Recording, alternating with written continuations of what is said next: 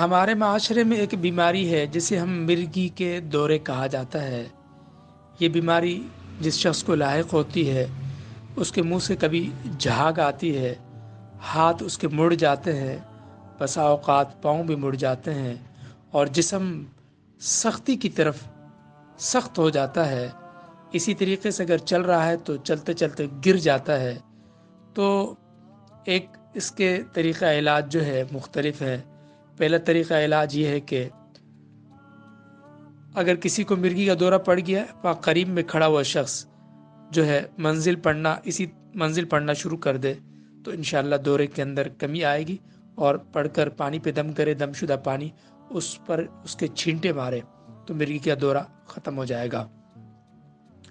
دوسرا عمل یہ ہے کہ اس کا حصار لگا لیا جائے آیت الکرسی یا وجعلنا پڑھ کر، اور اس کے بعد جو ہے آپ شہادت والی انگلی لطیفہ اخفا پر رکھیں اور انگوٹھا لطیفہ خفی پر رکھیں، اور اس کے بعد سورہ فاتحہ یا آیت شفا اسی تصور سے پڑھنا شروع کرے کہ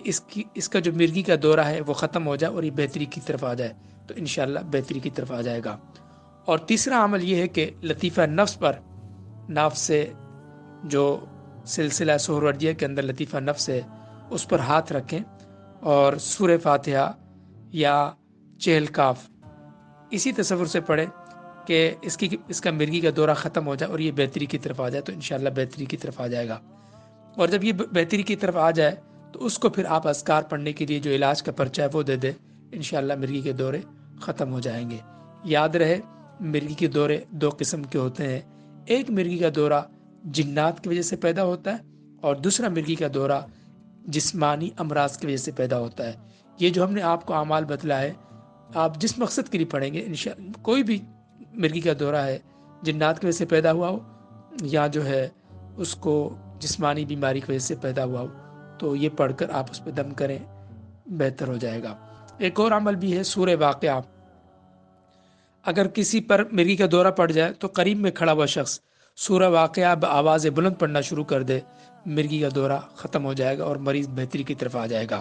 اور اس کے بعد جو ہے اس مریض کو آپ کہیں کہ صبح شام یا صبح دوپہر شام سورہ واقعہ پڑھ کر پانی پہ دم کرے، دم شدہ پانی پیتا رہے، مرگی کے دورے